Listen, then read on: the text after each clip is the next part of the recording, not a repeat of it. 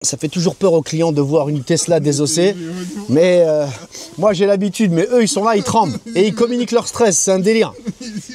Voilà, et surtout quand ils entendent des bruits, voilà, comme ça par exemple, ça fait peur, ça. Les bruits comme ça, les cracks.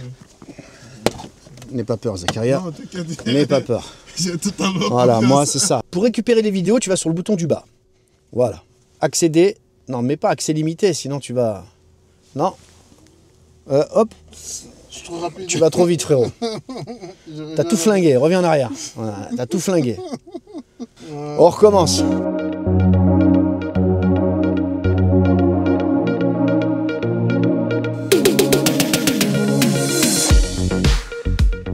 Bonjour à tous, aujourd'hui on va installer la Nexus 2X de notre ami Zakaria dans son magnifique Tesla Model Y. Il a suivi mes conseils, il a pris la N2X, c'est une caméra avant qui filme en 2,7K. Elle filme intérieur, extérieur. On ne met pas de caméra arrière dans cette Tesla parce qu'il est équipé du mode Sentinelle et il va l'exploiter. Du coup, il a besoin d'une surveillance intérieure accessible. Voilà pourquoi il a pris ce modèle. On va la raccorder en prise OBD. Pourquoi la prise OBD? Parce que la boîte à fusibles sur les Tesla, c'est pas des fusibles standards. Oubliez le raccordement des dashcams sur boîte à fusibles. Prise OBD, facilement accessible. Il s'est mis au max, il a pris une carte mémoire 512 Go de chez Ventrue, version originale, pour une parfaite compatibilité. Particularité de ce modèle, pilotable en Wi-Fi avec le smartphone. Ça ne veut pas dire que vous allez pouvoir regarder vos vidéos quand vous serez à l'autre bout du monde. Ça veut dire que vous pouvez communiquer avec la caméra avec votre téléphone pour deux choses, récupérer les vidéos et les télécharger sur votre téléphone ou faire des réglages directement. Ça veut dire que vous n'aurez jamais besoin de toucher soit la caméra, soit la carte mémoire. Tout se fait avec votre smartphone. On va installer ça tranquillement, proprement. Je vais vous montrer également les différentes phases d'installation et je vous montre le résultat final tout à l'heure. A tout de suite. Donc là, on va raccorder le câble OBD. J'ai raccordé de l'autre côté en USB-C. On va raccorder le câble OBD, la prise OBD est juste ici en dessous. Si tu veux me montrer, Zakaria. Donc là, le port OBD, on le voit ici.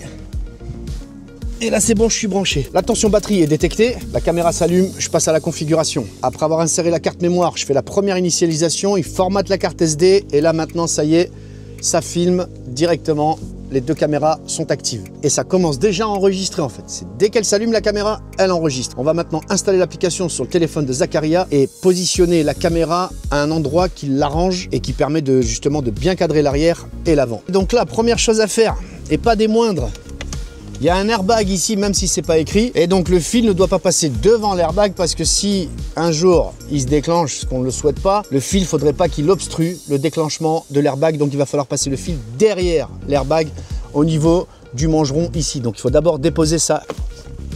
Ça fait toujours peur aux clients de voir une Tesla désossée. Mais moi j'ai l'habitude, mais eux ils sont là, ils tremblent. Et ils communiquent leur stress, c'est un délire. Voilà, et surtout quand ils entendent des bruits. Voilà, comme ça par exemple, ça fait peur, ça. Les bruits comme ça, les cracks, c'est comme quand tu vas chez l'ostéopathe, tu vois. N'aie pas peur, Zakaria, n'aie pas peur. Voilà, moi c'est ça, tu vois, il faut que ici, là, il faut que là je puisse descendre, sinon le câble, il passe pas dans le coin, là, ici, là. Donc voilà, là c'est bon, c'est désossé. Maintenant, je peux passer, l'airbag, je le vois ici. Voilà, là le fil, il est passé derrière l'airbag, ici. Je tire suffisamment pour avoir suffisamment de longueur et ensuite je vais le tendre et le cacher ici sous le plafonnier. Donc là c'est bon, maintenant tu vas dans les réglages Wi-Fi. N2X, tu sélectionnes, le mot de passe c'est de 1 jusqu'à 8 et maintenant tu reviens sur Ventrue.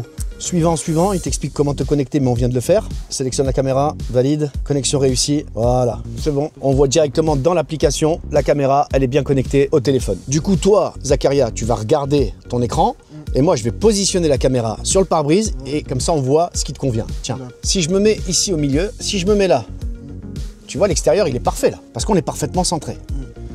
D'accord? Mais le problème, bascule sur l'intérieur maintenant. T'as vu le rétro? En plein milieu. En fait, le rétro là, si on regarde ce que tu vois, il est en plein milieu, il va cacher toute ta banquette arrière. Donc c'est pas judicieux de se mettre au milieu. C'est pour ça qu'il faut venir ici sur le côté. Là, si je fais pivoter la caméra intérieure, regarde, tu vois l'habitacle? Ta banquette arrière, on la voit entièrement. Mais pour l'extérieur, bascule, voilà. Là, on est bon. Mais t'as vu, on commence à deviner le cache là. Ça veut dire, en fait, regarde, il faut que je descende un tout petit peu. Et là, on est parfait. C'est ça la meilleure position. Donc la meilleure position, là, c'est décalé sur le côté ici. On a l'intégralité de la banquette et on a l'extérieur aussi qui est parfaitement centré. Donc l'idéal, c'est là. Si on se met pile au milieu, en face du rétro, le rétro va cacher toute l'image de l'habitacle et tes clients, tu vas mal les filmer en fait. Ce petit objet, c'est un film électromagnétique qu'on va mettre sur le pare-brise et la caméra va venir se coller dessus. Ne collez pas votre caméra directement sur le pare-brise. Donc vous avez un premier opercule de sécurité ici. Évidemment, vous nettoyez la zone, hein. Vous enlevez toutes les traces de cheveux, de graisse. Et là, vous posez ça, c'est un peu comme vous savez, les vitres de protection que vous mettez sur les téléphones. C'est un peu le même principe. Ça adhère tout seul, tout de suite, complètement, ça adhère. Vous pouvez enlever les bulles. Voilà, une fois que vous l'avez bien collé, à ce moment-là, vous enlevez la deuxième opercule.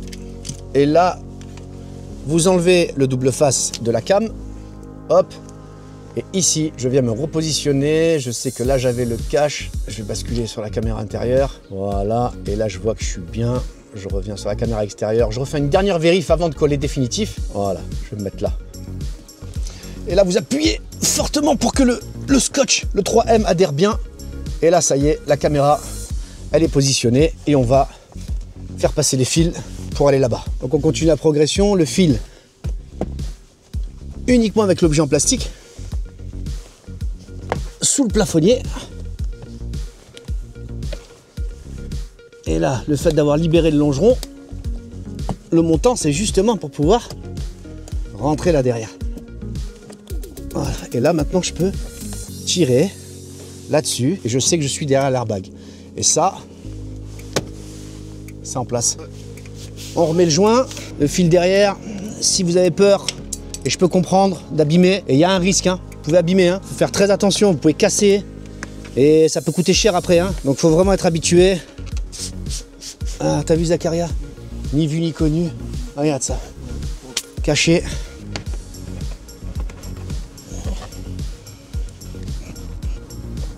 Et la petite touche finale, Zacharia, offerte par la maison Uberzone, le petit picto très discret, transparent. Attention, véhicule sous vidéosurveillance, www.uberzone.fr. J'en ai mis un de chaque côté. Quand le client monte, c'est pile en face de lui.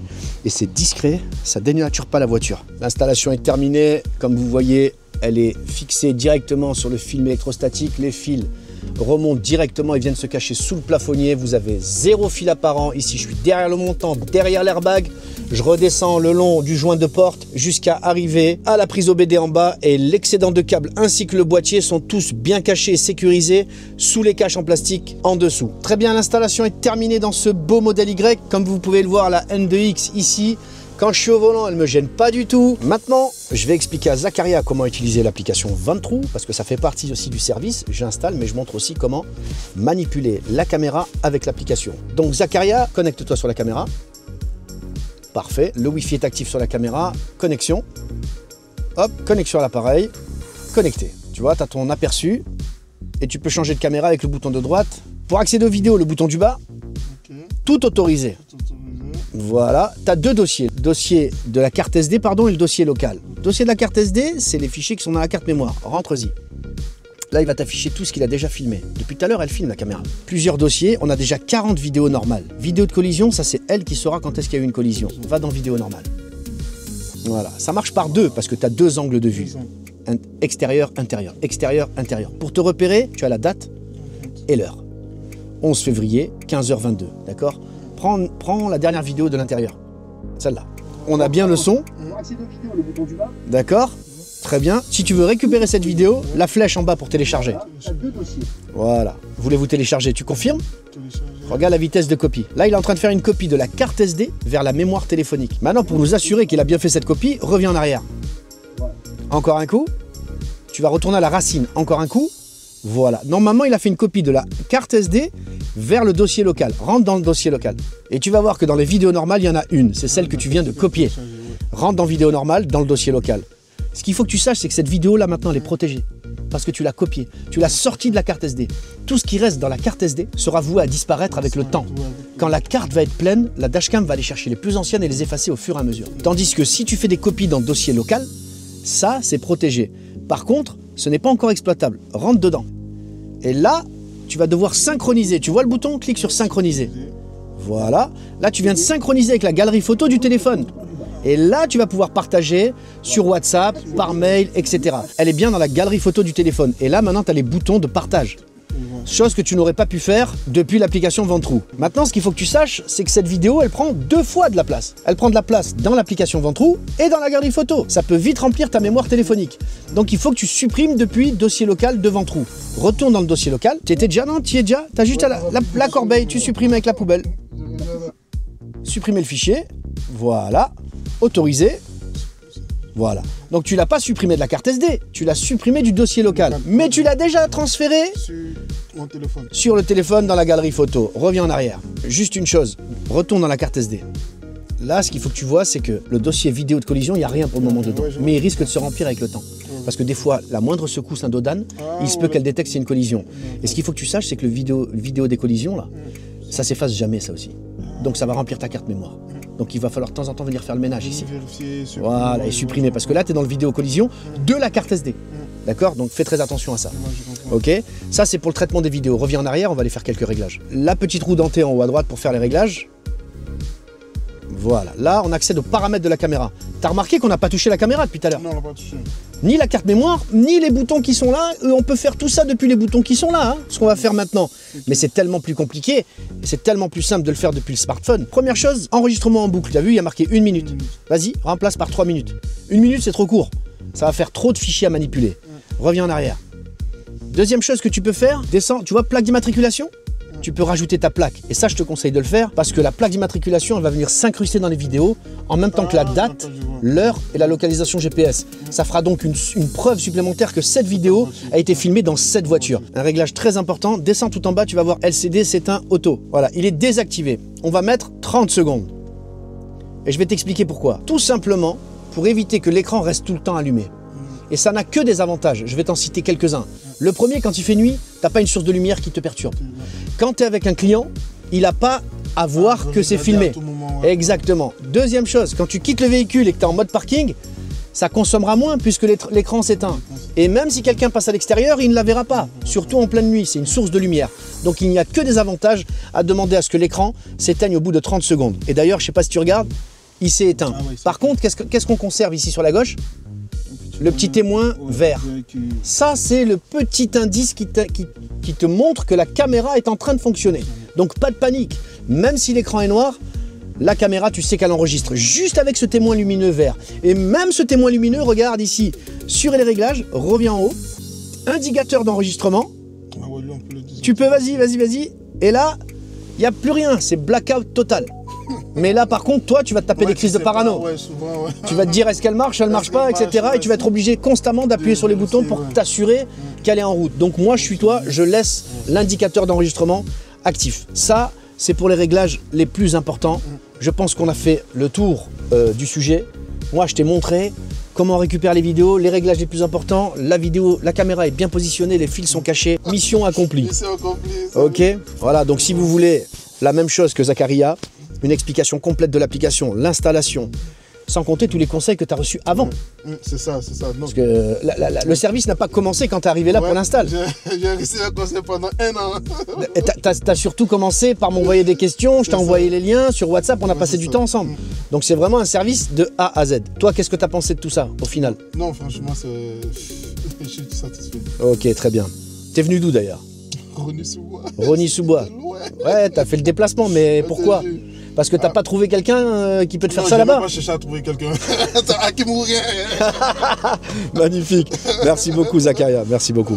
Ce modèle, la N2X, est parfaitement adapté pour les véhicules électriques. J'ai fait une BYD hier, une Tesla Model Y aujourd'hui. Vous avez le mode Sentinelle sur les Tesla, c'est pas la peine de vous embarquer avec des caméras arrière. Et n'utilisez pas le câble à la boîte à fusibles parce que les fusibles sur les véhicules électriques ne sont pas les mêmes que sur les véhicules thermiques et hybrides. Si vous souhaitez une installation similaire de ce modèle ou un autre modèle de dashcam, même d'une autre marque, vous pouvez me contacter directement sur WhatsApp au numéro qui s'affiche ici. Je réponds uniquement aux messages privés en WhatsApp. Je vous donnerai vraiment toutes les infos dont vous avez besoin, les tarifs, les liens vers les différents stores pour commander votre matériel. Toi, tu as reçu le matériel en combien de temps? 48 heures. 48 heures et tu as acheté la caméra et la carte mémoire sur le site de Ventrou. Tu as bénéficié d'une réduction de combien?